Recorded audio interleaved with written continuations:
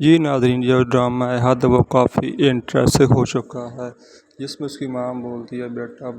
بہت اچھی فیملی ہے، تم پریشان نہ ہو اور نہ ہی فکر مند ہو، کیونکہ میں نے سب پتہ کر لی ہے، تم اپنے گھر میں بہت خوش رہو گی۔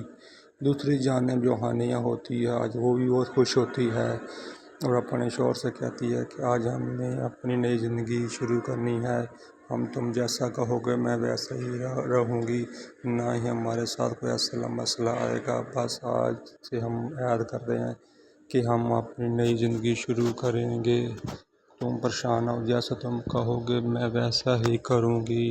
تمہیں فکر مند ہونے کی ضرورت نہیں ہے۔